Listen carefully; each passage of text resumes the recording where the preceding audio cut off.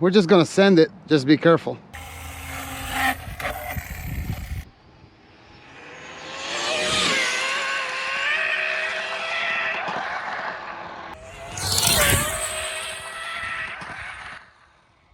Holy God, that's fast.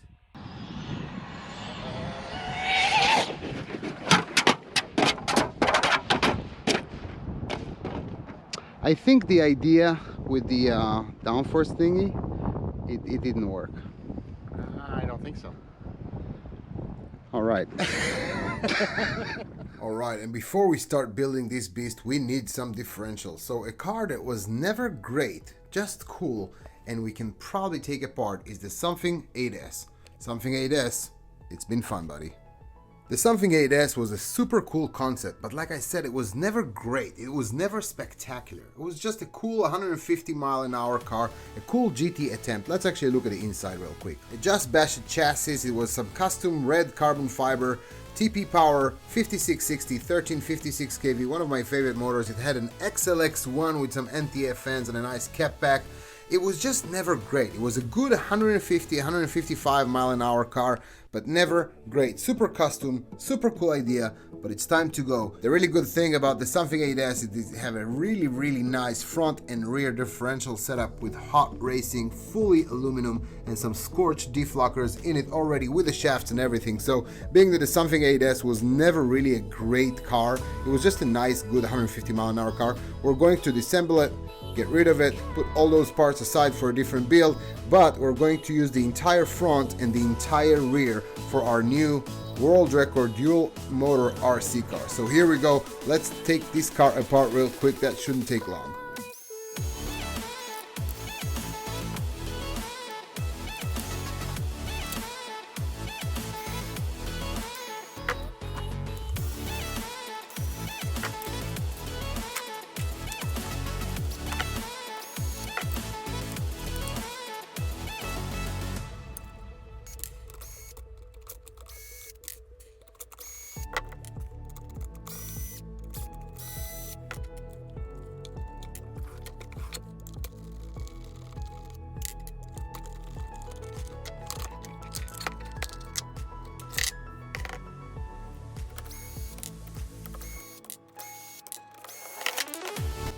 Alright, so diffs are completely out. Something 8S is done. I will keep it just as it is right now. It'll probably be a nice off-road speedrunner or a basher at some point. Stay tuned when it comes to this one. Let's make those differential looks brand new.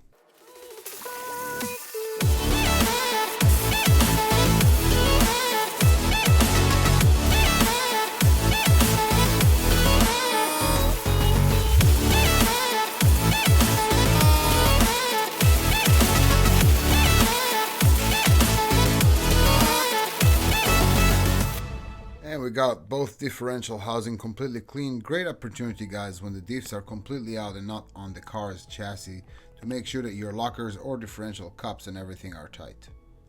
Another thing that you guys can check while the diffs are completely out is the mesh between your ring gear and your input shaft. This is just a little bit too much, and it will be something that the car will have to struggle with when it actually drives. So I will have to open it and actually address that. That's a little bit too much. Mesh should be a little bit tighter.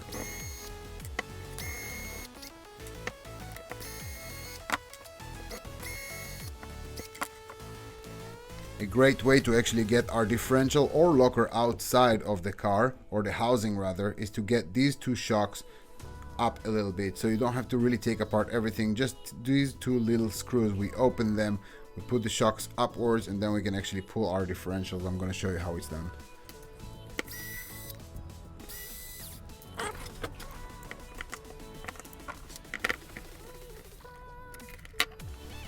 Guys, when everything is out, make sure that your bearings are in good standing here, both of them, and make sure that this is pretty loose. You don't want it to be too tight. This is how it should look. Okay, so based on how loose it was, I think 3 shims will do. I'm using Techno shims, and the comfortable thing about these is that they just slide on those cups. So I'm going to put 3 shims all the way back here. We're going to install that just to make sure that our mesh is proper and then we're going to take it back out and try and put the axles. That looks and feel pretty good. Obviously, once we put the cap, it will press on this little body right here. But just to make sure, before we actually close everything, let's check out our mesh. A lot better. This is about what we want. Just a little bit. I hope you guys can hear it. Hold on.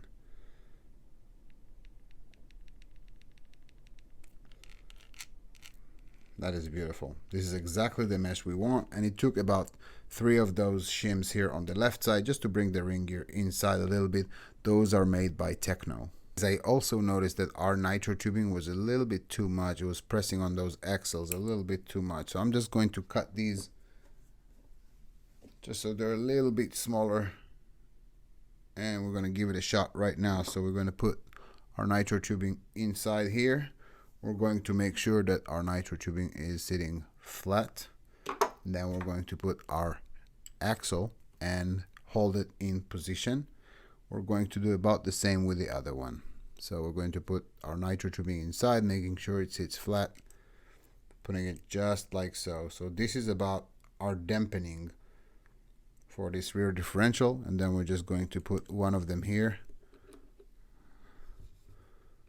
one of them in the other side, and making sure that our shims that we just added are aligning in place just as such. And if they don't, we can rattle it around a little bit, move it a little bit. There we go. So now we have some nice dampening to our axles. We have 3 shims on the left side. We have much better mesh.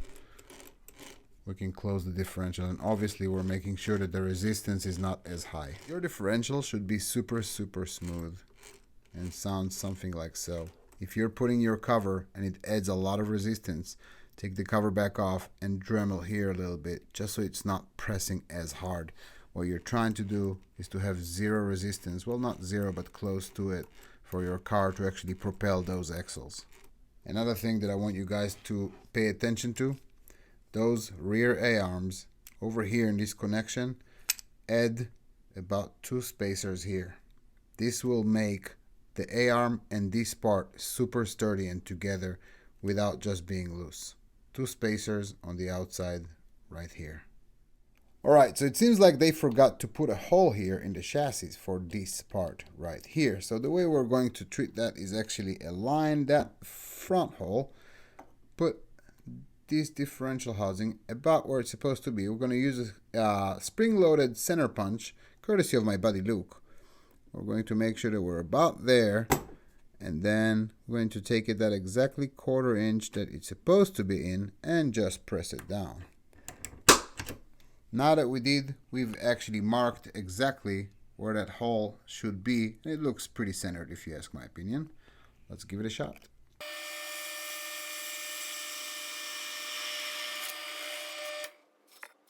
All right, and we got our hole made. Let's see if it works for us. Money.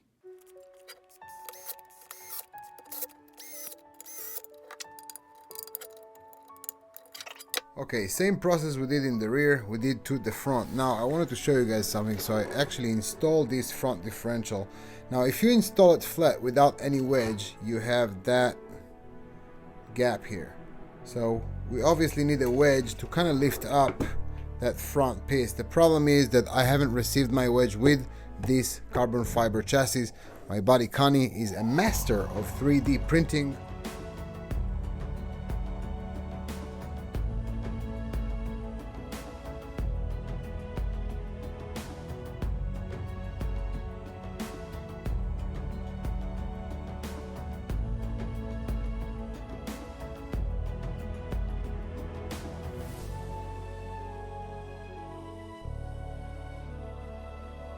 We have a 12mm wedge, or height rather, and we have an 8mm. I'm going to make sure and see exactly which one is the one I want to use based on the angle. Seems like fitment is pretty spot on.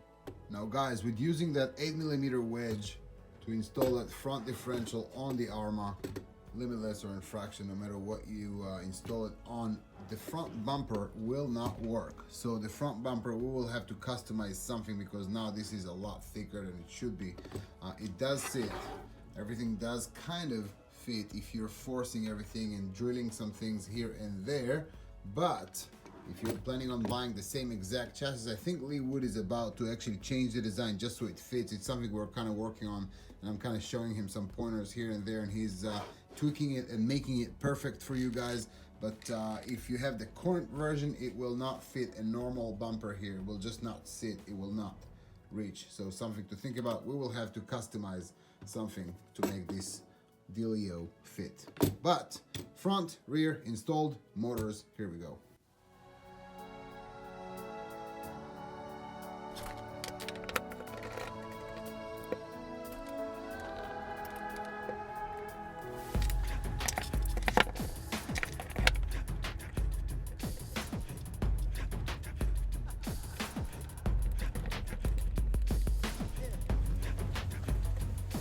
If you have a single motor with just one ESC, great, same theory exactly.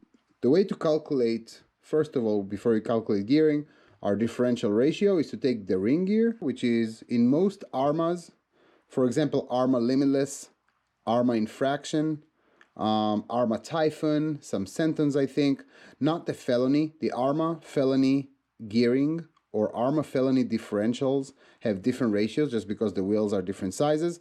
But ARMA Limitless, ARMA Infraction, ARMA Typhoon, a lot of those ARMAs have the same exact transfer ratio.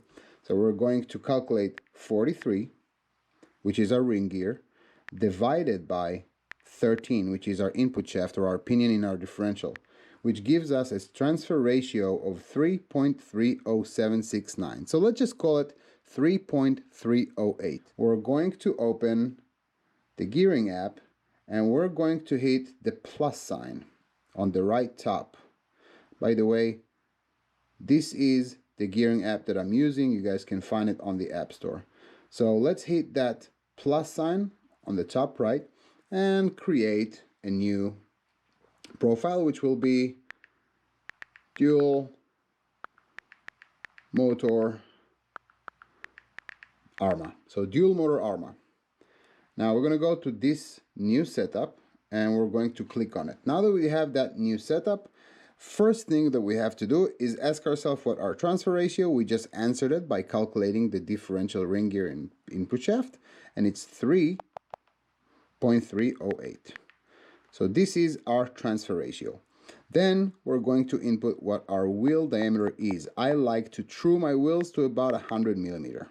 I'm running foams about 100 millimeters. Now we're going to have to ask ourselves, what is our motor KV? KV, another thing that people sometimes for some reason don't understand. KV, even though it's with a K, not with a C, KV stands for constant velocity. The amount of RPM, revolutions per minute, our motor shaft will spin per minute per 1 volt. So if those motors, which they are the Castle Creation 1717 1650 kV, they will spin 1650 times per minute per volt. This is what kV stands for. So 1650 kV, meaning 1650 RPM per volt, per 1 volt. So we're going to input in the app 1650 kV. Now, we are going to run a setup that have two 8S systems on each side. But let's just for the sake of the calculation, because we're running a parallel configuration, even though it's a dual motor, we're going to treat this car with gearing almost as if it was just one motor, one ESC. So we have an 8S setup, but we're not going to input 8S, simply because then we're confusing the app, or more so physics and ourselves. The problem is that right now, currently, we don't have the technology for batteries that maintain the same voltage under load. Now, let's talk about the relations of power real quick. So, if I'm a battery, okay, there is actually a game between amperage and voltage. Power is wattage, which is the voltage and the amperage multiplies. So, power is wattage, okay? If you want a certain voltage, you will receive less amperage. Okay? If you ask, or if we ask our battery to give us more amperage, we're going to get less voltage. The battery cannot maintain high voltage with high amperage.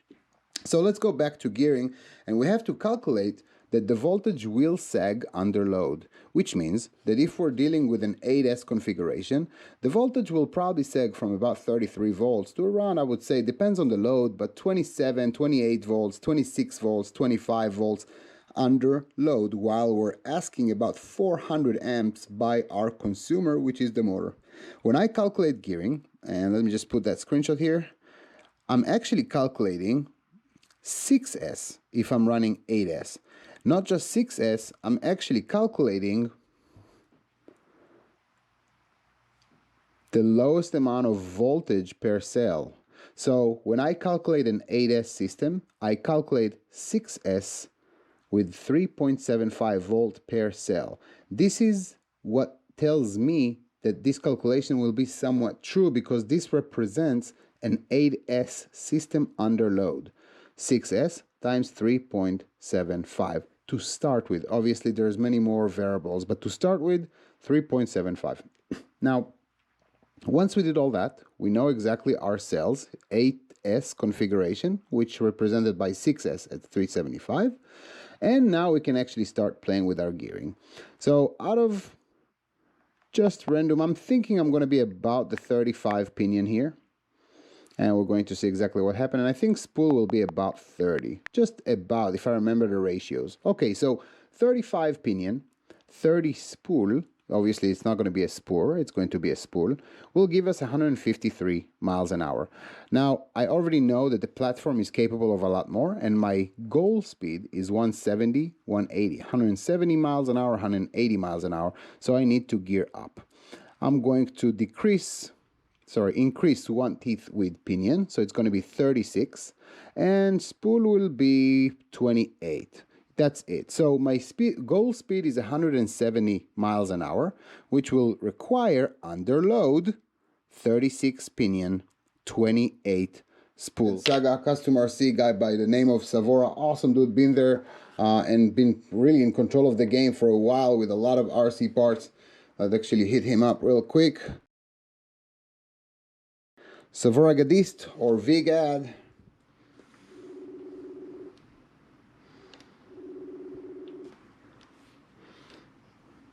What's going on, Raz? What's going on, V? Not much, man. Just working. Nice, man. I'm working on a build, on a video. Actually, you're in that video live right now, so say hello to about 30,000 people. What's going on, RC World? RC World. Hey, brother, I need 2 pinions, 36 tooth, 5 millimeter bore. You got some? Yep. I definitely got some. All right, can you send some my way, brother? Yep, I got you. I'll get them out for you tomorrow. You're the man. I appreciate you. Have a beautiful weekend, man. Yep. You too. All right, bye. All right, yep.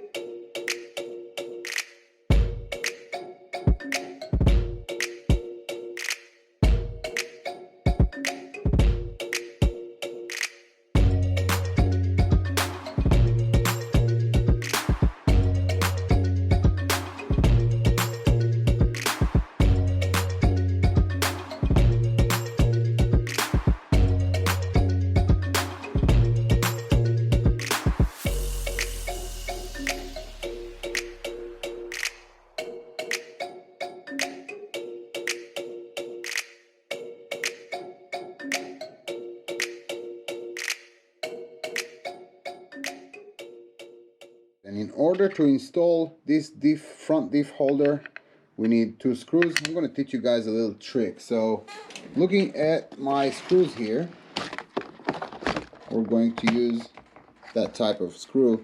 Let's assume that I have a screw here that I can't reach. Instead of pulling everything, get yourself a magnetizer. They're about $5 and they're worth every penny. You just run your screwdriver through the plus sign that magnetizes your screwdriver, and then you can actually come to your screws. You can pick one and say, okay, this one is cool, and just grab that exact screw, that exact length, instead of just pulling everything out.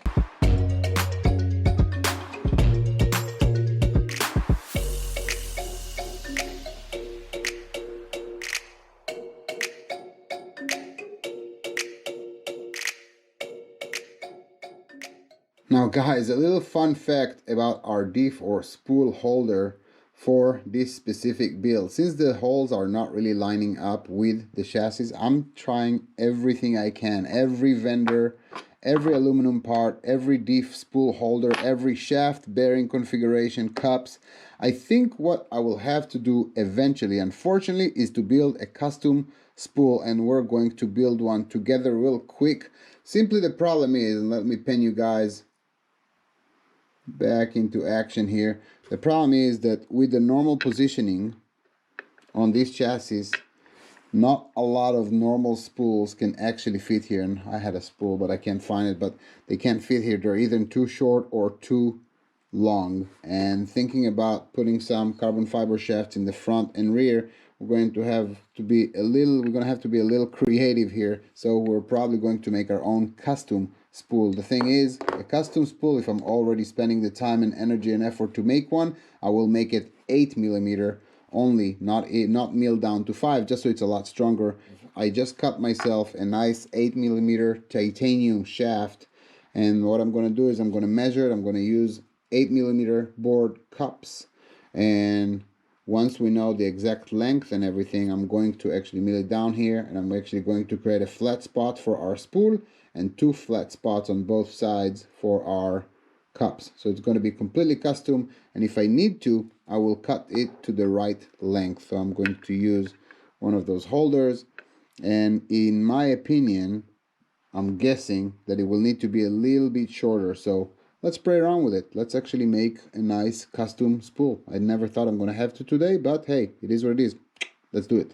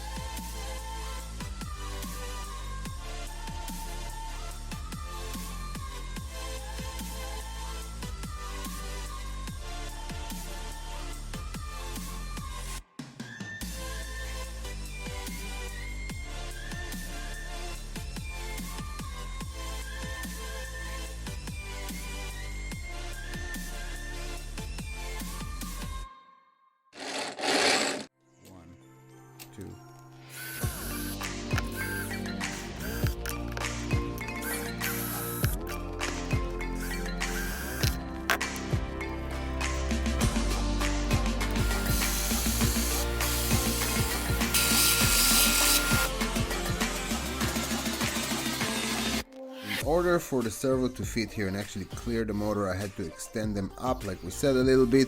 So I just put some nuts here, these nuts.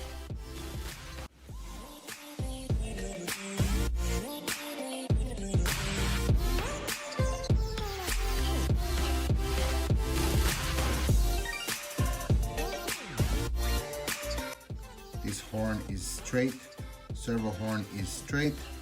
Distance from the motor is acceptable. And we're trying to make sure that we have a gap that allows for bigger gearing down the road. Once everything is aligned, we are pressing down and we lift. Once we lift, we have the exact positioning of where we want our servo. Spring-loaded center punch in the center.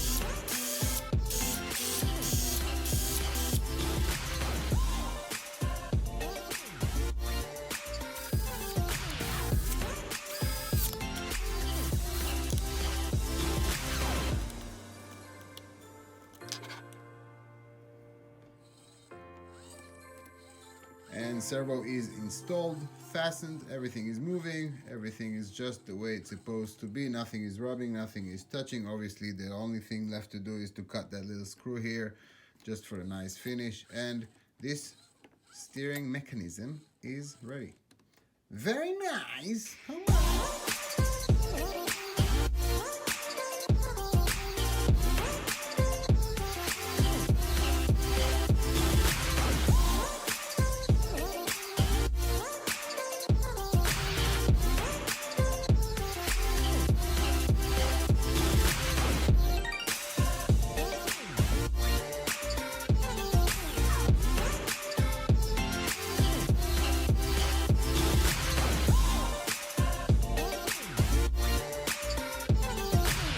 Alright, now that we have both ESCs with dual lock on them, obviously I put 2 layers. I'm going to remove that protective film and glue them together. It really is strong enough. You guys will be surprised. And like I said, 3M dual lock. I'm going to put a link in the description for you guys.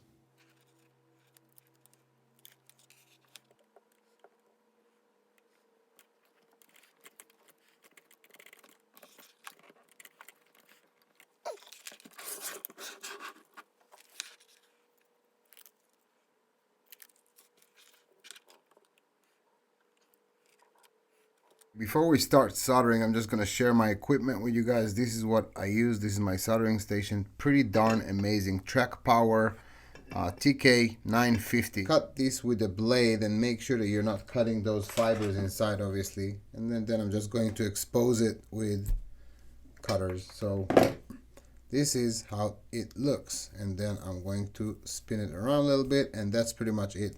A lot of people tin their wire before they actually solder.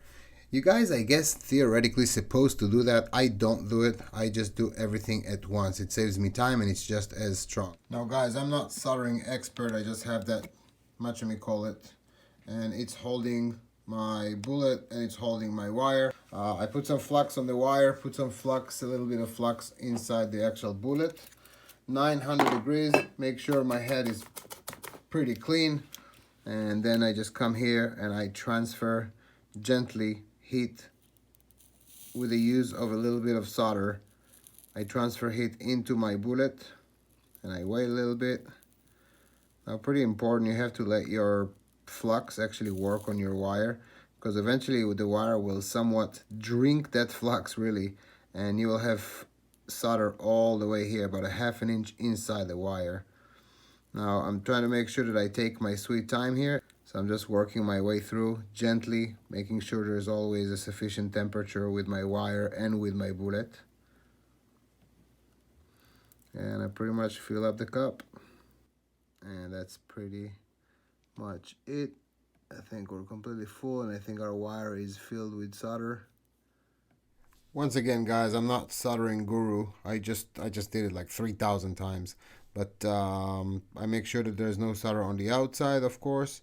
I make sure that my soldering here is solid and my cup is completely full. I make sure I have enough solder on the wire. So if I'm trying to clinch it, you see all that here is filled with solder. it's solid, obviously very strong, and that there is no solder on the outside. And usually what I'll do is I'll make sure that all my heat shrinks are about the same length. I decided to use white for this specific build, and I'm just going to do one of these just so you guys can see how it's done. I'm pretty sure that most of you knows. Usually my heat shrink, I try to make sure that it's a little bit over what I needed, because they are heat shrink, they do shrink. So if you put that exactly in the same level of where that bullet ends, it's going to be too short actually. So I overdo it normally, just a tad. I would probably say like a half a millimeter of overdoing it. We're going to grab a heat gun, and usually what I do is I monitor it from the back of the connection, just to make sure that if it gets a little bit too short, I can always push it more. So just gonna give it a little bit of loving. Sorry, I'm trying to be within the frame here. And seems like the length is okay. It actually shrunk to exactly where I wanted it to shrink.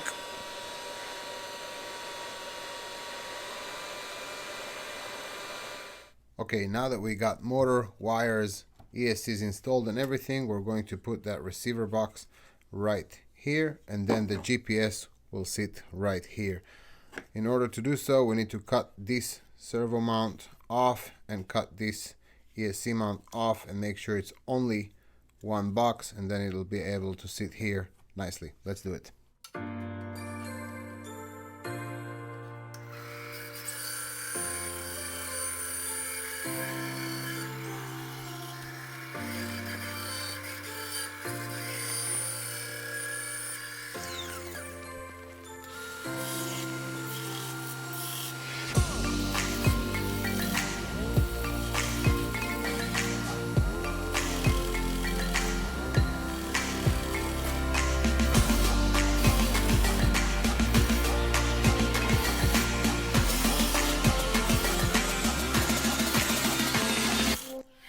Okay, so we got some double-sided tape action here. I'm going to leave this crack towards the ESCs, and I'm going to position that in the center, but a little bit towards the back, just so I have a little bit more room to actually put zip ties or whatnot, or wires if need be. And that looks pretty good. Making sure it's all aligned just the way I want it to be. And I'm going to press very firm, and the reason is that this receiver box will have a gyro inside of it, and obviously the gyro will actually receive those moments. So we want the box to be one with the chassis, obviously with the car.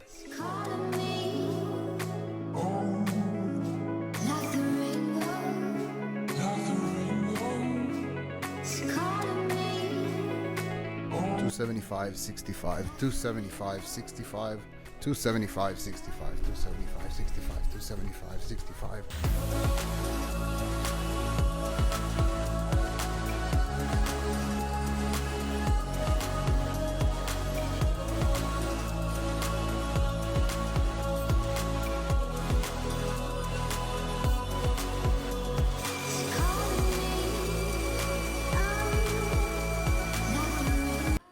Guys, face mask and goggles, because that thing is not really good for you. Damn, my ear looks sexy in that mask. I love it.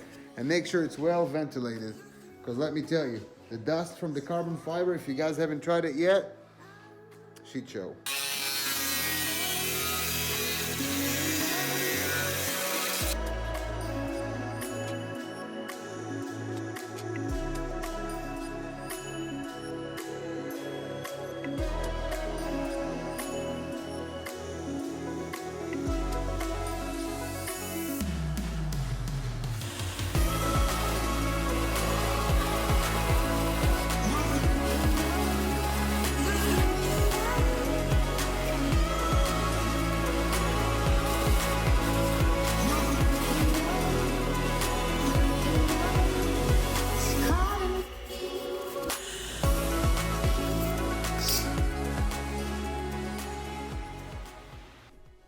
Okay, so we cut those little carbon fiber trays, and one thing I want to show you, obviously when we install these on the chassis, we can obviously draw a line here and actually install that and see exactly how straight it is and whatnot. But I just wanted to show you guys, having that little grid on my workbench is actually very, very helpful. You can just align your chassis with one of those lines, for example this red line right here, and then once you bring that carbon fiber tray, just to think about positioning here, you can actually align it with just another line, and you know that it's completely straight with the chassis.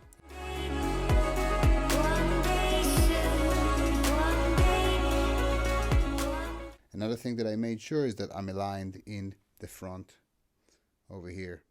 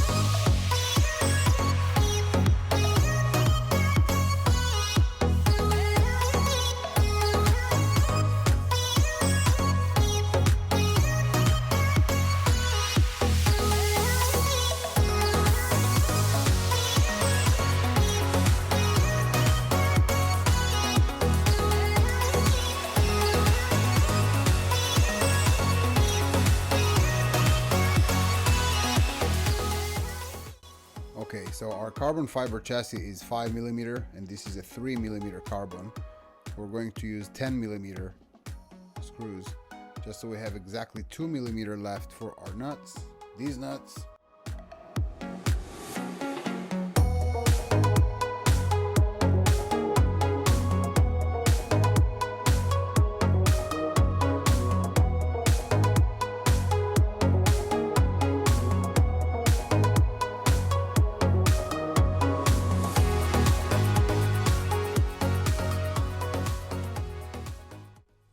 Guys, one thing about Velcros, dual lock is definitely my favorite, but dual lock have an Achilles heel, and the Achilles heel is that at vertical, it's actually very, very weak. So it's going to be super, super strong when you have a dual lock right and left, as in shifting on the car, but it's going to be very, very easy to just remove upwards. Now, those combined with dual lock are not so stable right and left, but they're super, super tough to actually pull away from the battery. So what you're trying to do when you're installing it, you want your battery to have dual lock, and then you want your battery on the other side before you actually glue it on the car to have one side dual lock. That will actually stabilize the battery right, left, and shifting it, and one side of normal Velcro that will actually ensure that the battery is not popping out. If you do it right, most crashes and most cases the battery will stay on the car. You don't really even need straps. I'm trying to keep this build super, super clean without straps on lipos.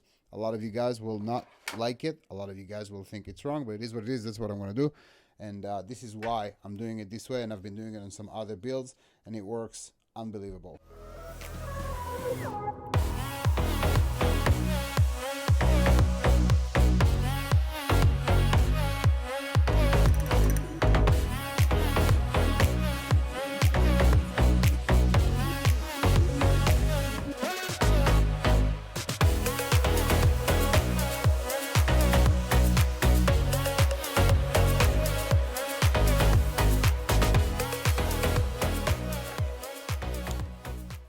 Okay, so batteries were installed. Quick tip, guys, you can use a little bit of dual lock on each side of those balancers just so it sits nicely and there's no wires, you know, everywhere.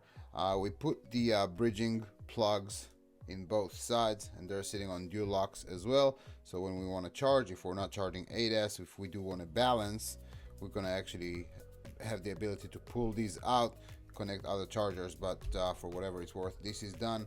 Wires are done for both sides, and ESC connectors and wires are done. We're going to do some wiring now. I already installed the receiver and the gyro. By the way, guys, receiver I'm using Futaba R2006GS. It's an aircraft receiver with a lot better reception. It comes with 2 antennas. I'm going to put a link in the description below. The gyro I'm using, in my opinion, best gyro in the world, Futaba GYC 441. You need to cut or sand or shave this tab, the plastic tab inside this receiver box, for both of them to sit leveled. You kind of have to. Switches we're going to do in a minute. They're going to have to wait for a minute. Now we're going to do wiring. We already rerouted the servo wire underneath everything with heat shrink, and it goes inside the receiver box. We're going to eliminate these 2 wires, and then I'm going to show you guys how to shorten your wires. Now guys, those wires, once and for all, a lot of people ask me that throughout the my videos about XLX and how to connect and what the wire is. Those wires for the ESC, or especially in the Castle Creations XLX1 and XLX2, those wires are if you're running an auxiliary feature, or if you're running a system or servo or something that takes more than 7 amp. The ESC, the Castle Creations XLX2, can provide 20 amps. So the BEC here is 20 amps. Most servos that you guys are using are about 4 amps, something like that. And if you're connecting external fans to your receiver, you should see the manufacturer's specs, but most of them are like an amp or 2. In the worst case scenario, most of the time it's about 0.3 amps or whatnot. So anyway, those wires are unneeded. Okay, so you see those little tabs here? Again, guys, if you're not using anything crazy on your system, you can completely eliminate that. It will make your build a little bit cleaner. So you're just going to press those tabs here and remove this wire with the white. This is the auxiliary wire. You don't need it. Even if you use Castle Link, you just don't need this wire. If you're using something that requires more than 7 amps and you want to power it with your receiver, sure, you want that one. In 99.9% of you guys use your fans straight from the batteries. If not, your fans, most of them will not take enough amperage to need this also. With Castle Link, you don't need this also. Remove this wire completely. You don't need it. Yes, I know that the Castle Creations manuals say to connect that no matter what. They're just trying to eliminate the fact that you might not know that your equipment takes more than 7 amps. Remove.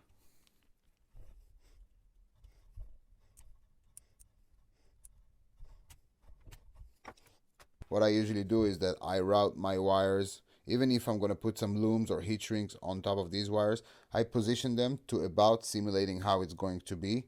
And then I understand about how much I need inside my receiver, so not too much, about here, and I cut them.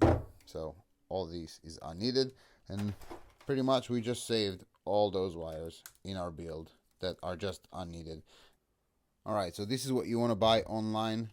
This is the pressing tool for the servo connectors.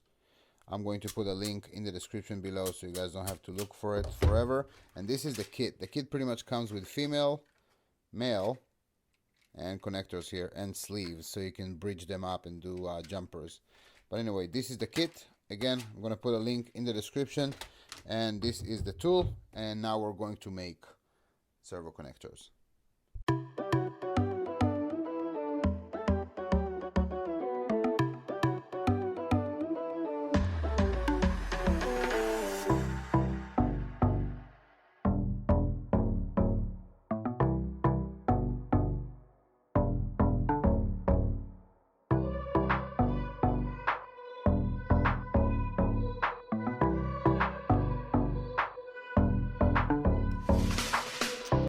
Oh, finally, everything is done. This is exactly how I about envisioned it. Was trying to keep those as short as I could. And the circuit closing tabs here, they're all pretty much QS8 like I showed you before. All the wires are shortened. Both ESCs are calibrated. Motor directions are now set to work exactly like it should. Let's actually turn these two.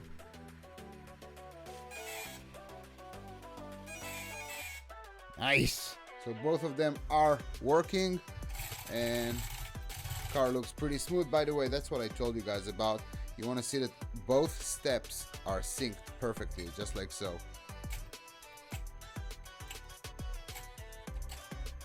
So the compression, or magnetic compression rather, of both motors are happening at the same exact second.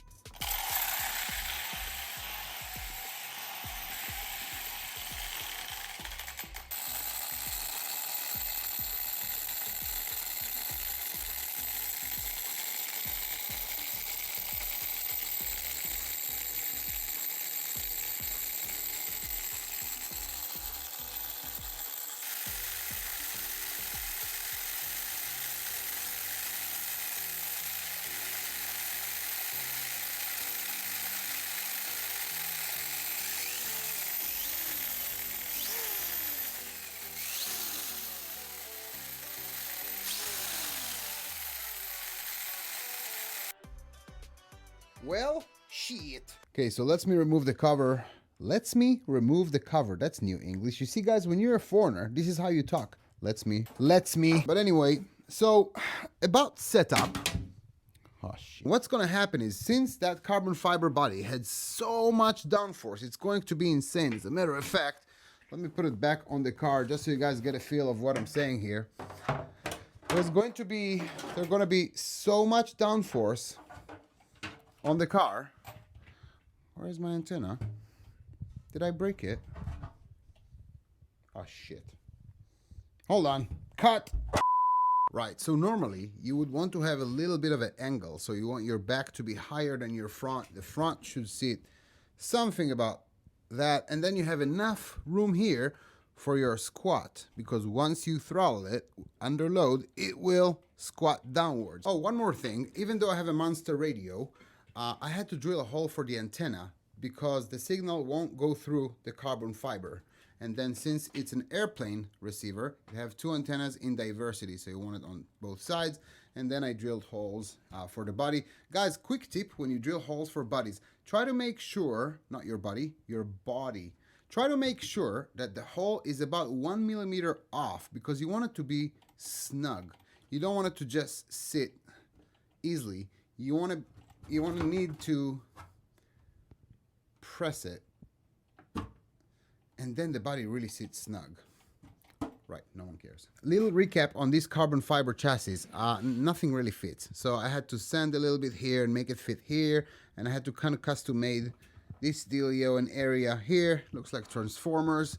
I thought it was okay, good enough. And front, same thing. I had to kind of force everything together. Many of you guys asked me how I installed it, having that gap with the carbon fiber chassis and the ledge. So you have to force it with 2 screws, and then you have to force that plastic on it. The car does weigh 350 pounds. I threw my wheels to 100 millimeters, 100 here, 100 here. And I leave it squared in the back or rear, but I do chamfer it and round it up in the front. So I have the ability to be more agile with rights and lefts. I do put some rubber bushings here, because simply what I want it to squat, and I want it to be hard for it to squat and not too much. That's the movement I want, because it will squat under load.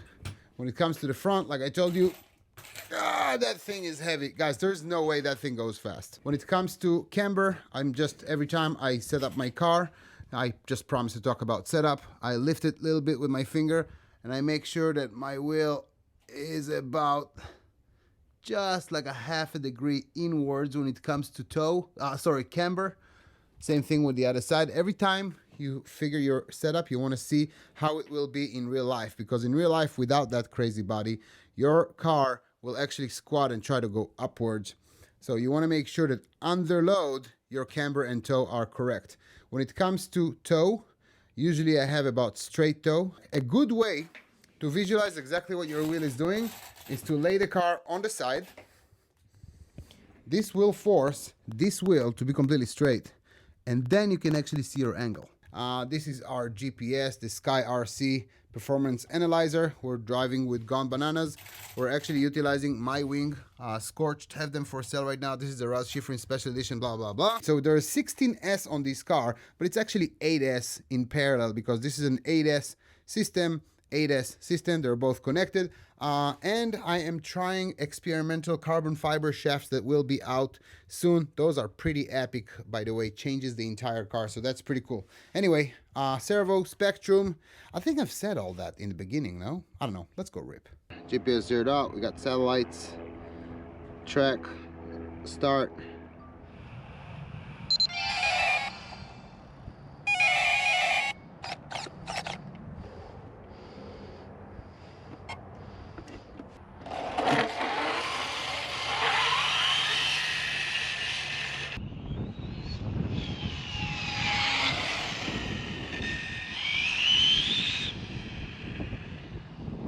We're just gonna send it. Just be careful. Yep. All right, well, here we go.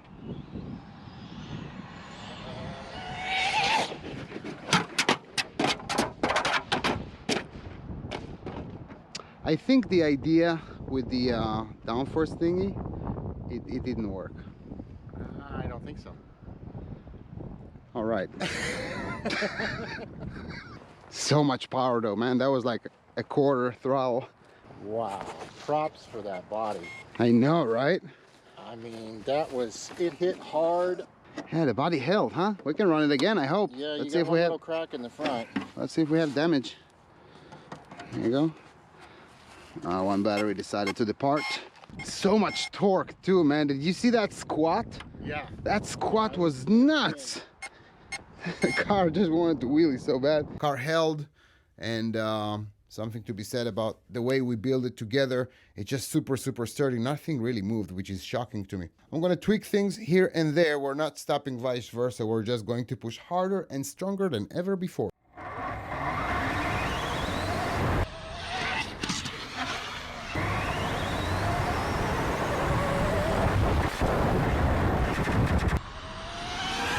You can finally put perfect pass on it to start and actually get interesting with this car when it comes to speed.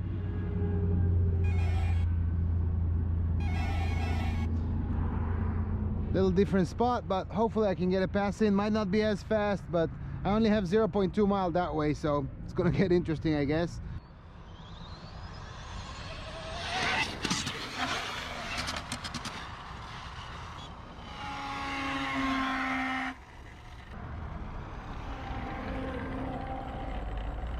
Very loose, not sure what the deal is.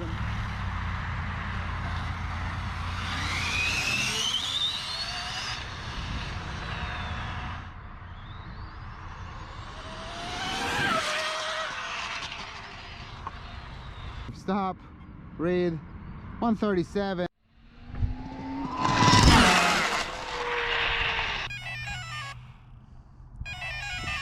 Really have to understand what the hell is going on here. Your tire is black. My tire is black? Yeah, it's black. All the weirdos are out. Yeah. Huh? This guy definitely likes armors.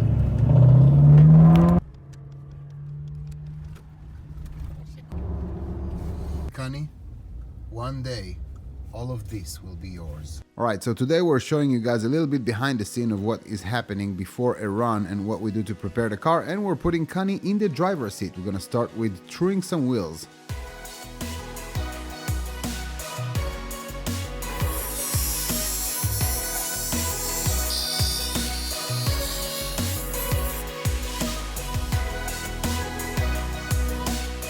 You make sure that the diameter is exactly the same. That gives you a good indication that the blade is actually stable.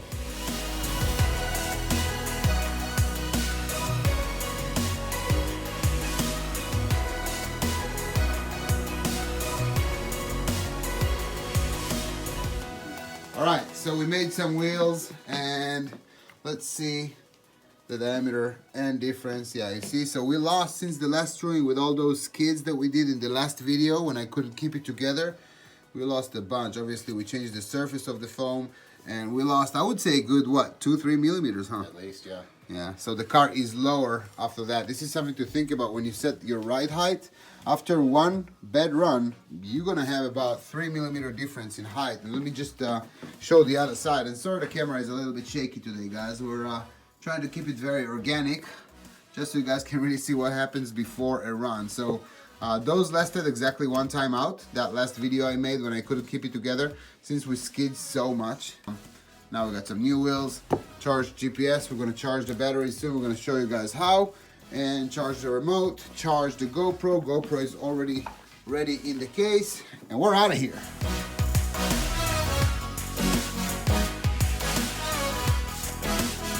And this will be a prime opportunity to show you guys the ride height that we set. So we have a little bit of a nice angle here, still substantially low, but still something that allows a run. And obviously we put bump stops, and we still have a lot of room for, I'm trying to put the angle, squat. We fix toe, we fix our shocks in the front, we fix our situation in the back. New wheels, which are about 2 to 3 millimeter higher, and let's charge some batteries. So a little something about keeping your car and wheels always not touching the ground, because it can give you some flat spots and warp the plastic. You can use, if you don't have a fancy schmancy stand, you can use yoga foams, and the car just sits on it nicely. And this is actually something I got from one of my buddies here in Orlando. We're charging two 4S's in series together because we're lazy, and we're using iCharger, 12-volt battery, trying to charge 34 volts. It's gonna take a lot more amps. So right now we're actually pulling 19.2 amps. For those of you who are wondering, and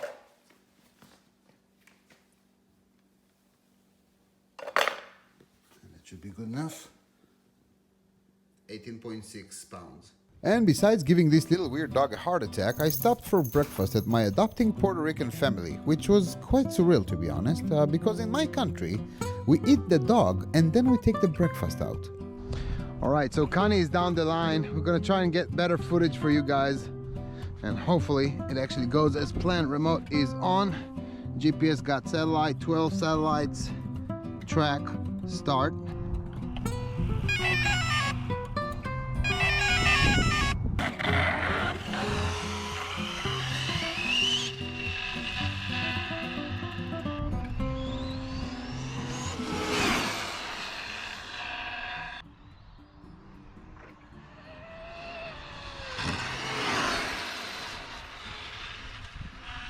I'm gonna have to redo it.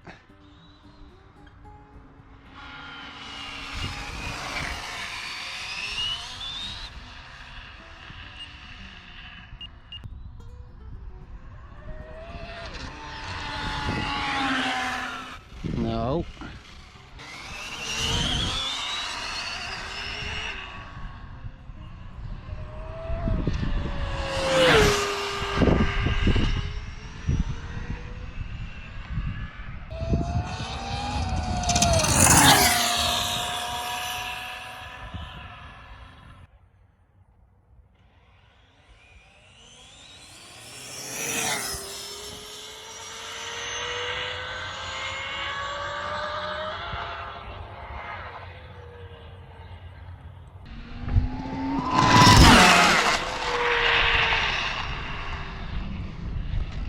It's just so powerful, man.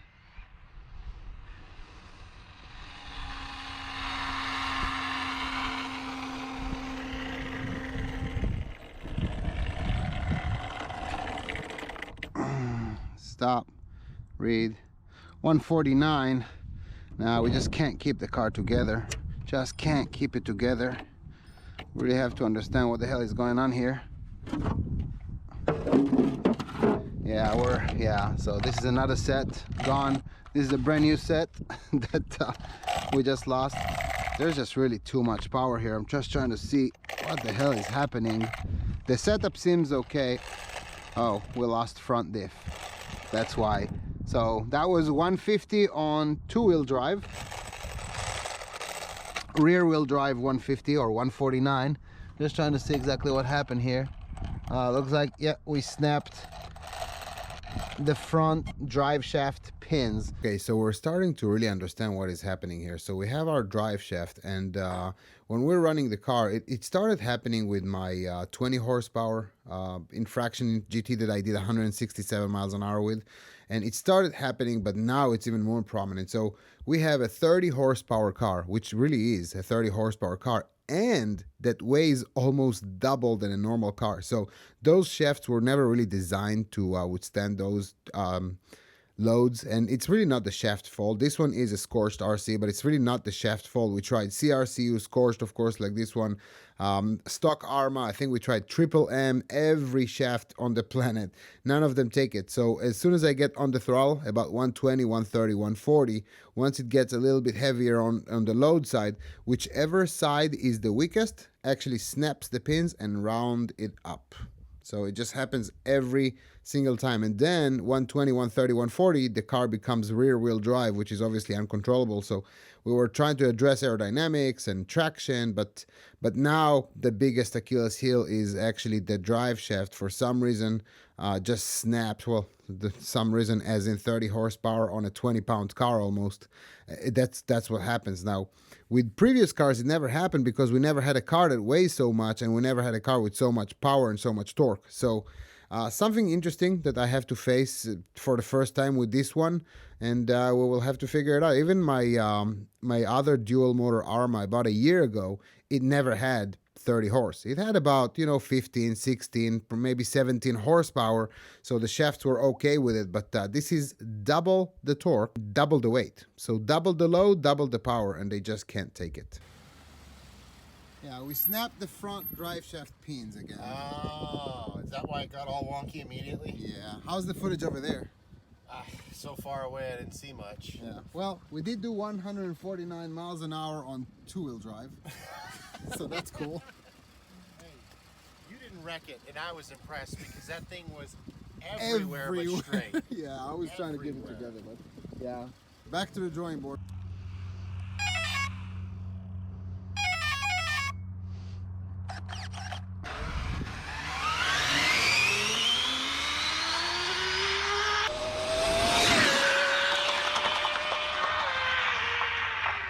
Hold on, pause. Thank you. Before we start with all this mumbo jumbo, today we're actually trying something a little different. So here's the problem. I keep snapping those pins like I told you guys. It finds the weakest point and it snaps the pins and round this area. So front drive shaft constantly. The problem is that I was trying, like I said before, every shaft on the planet pretty much, and they just don't hold. It just doesn't work. So what I figured out is I'll just buy myself some universal joints, some shafts, and I'm going to create just a huge shaft from the back to the front. The problem is that now it's a lot lower than when it's supposed to be, and I can't really grind this part. So if I grind this part here, it's not going to be even, and then I'm going to have to find a diff holder and grind the same. It's just not going to be, it's just not worth it. The problem is that without doing that, I will have to just raise those differentials, and then it's just not going to be as dirty. So I think I'm going to get, it's a cool idea, it looks cool and everything, but I think I'm going to have to get rid of it and just find a different solution to my front shaft. All right, so this is what I came up with. We got a universal joint, 8mm shaft, universal joint, kind of a spool thingy, universal joint, 8mm shaft, universal joint. Now, I'm curious if everything will snap in 5 seconds or 10 seconds, because there's no way this thing works. One thing for sure though, we're about to find out. I don't know, man. It can work or it can be shady and just destroy everything. My fear is with these is that once they get disconnected, they actually switch to 90 degrees. So it can literally slam one of those shafts here onto the motor, the wires, the ESCs. So very, very finicky here, but let's see what it does.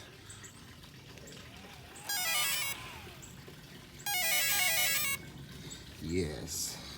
All right, please don't blow up. Please don't break my car.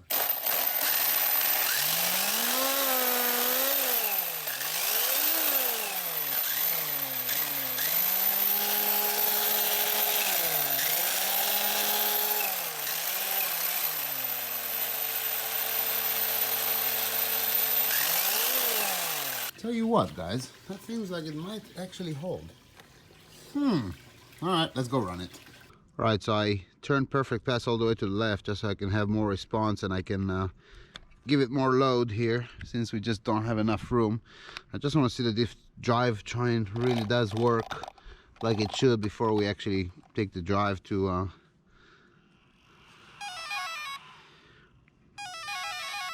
the spot.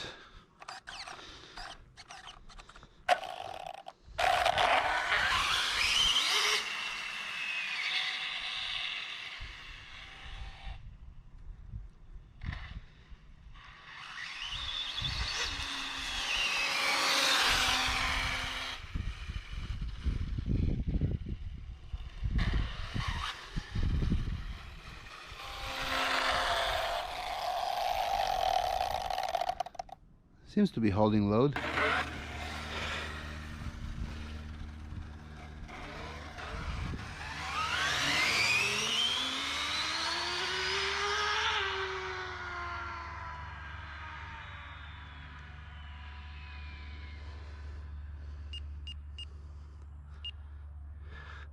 And just get turned around real quick. See if we can send it. All right, got straightened up. Let's see what happens.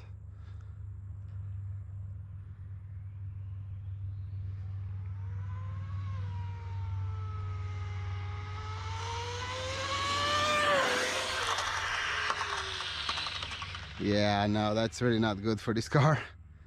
A lot of debris. That wasn't even half throttle. Let's try it this way. Let's go.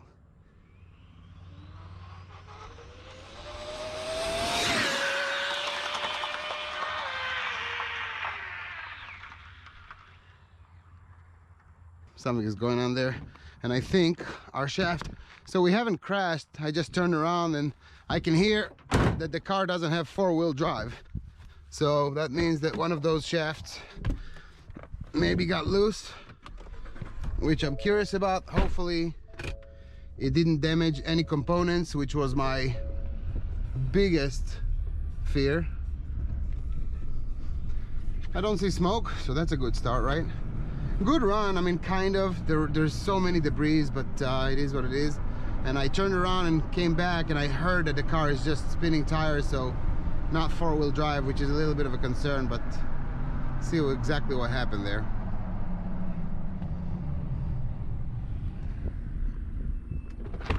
Hey, car. All right.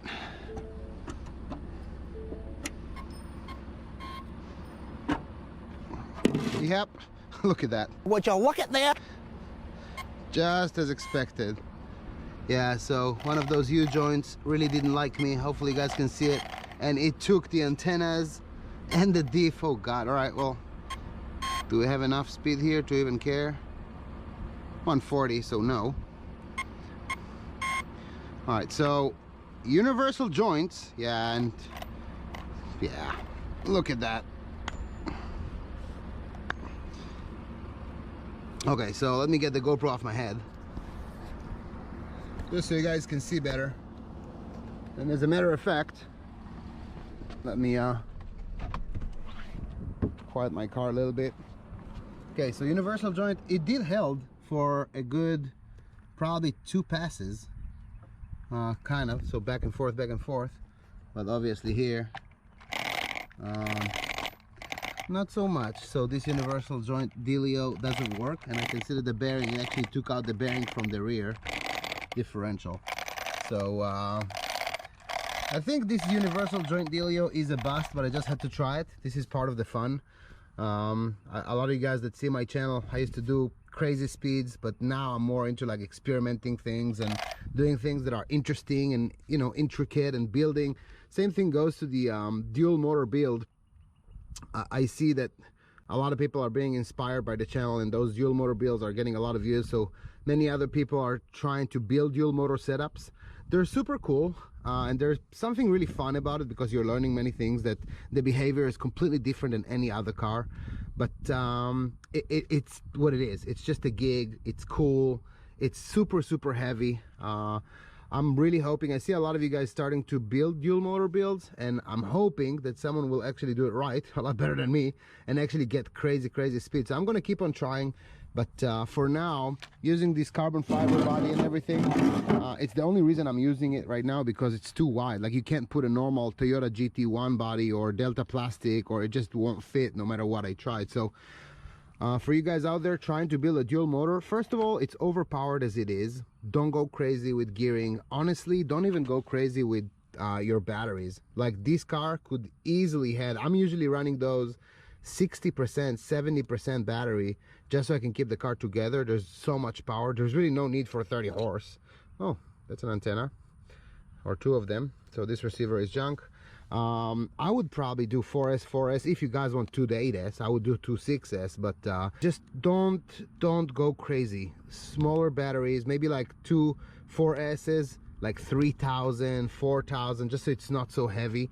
When it comes to motor, don't go for crazy motors. There's really no need yet. There's so much power here.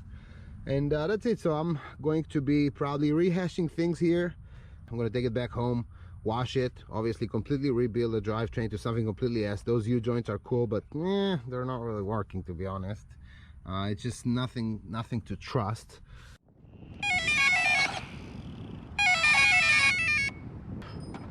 It's super low to the ground, so it might scrape. I don't know. Now that I'm traumatized, I'm hoping that something interesting will happen here.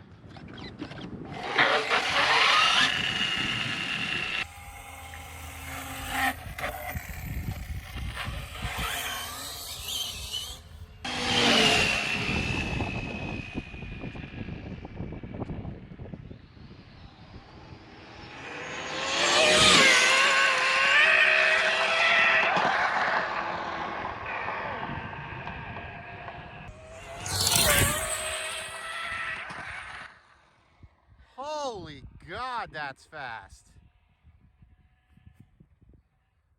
I think I'm stuck in the sand. Man, it was impossible to control though. Impossible. But it was a good run. It wasn't really even full throttle all the way. It was, yeah, it was so loose. Second run for, yeah, look at that. Would you look at this? 153, so 153 mile an hour.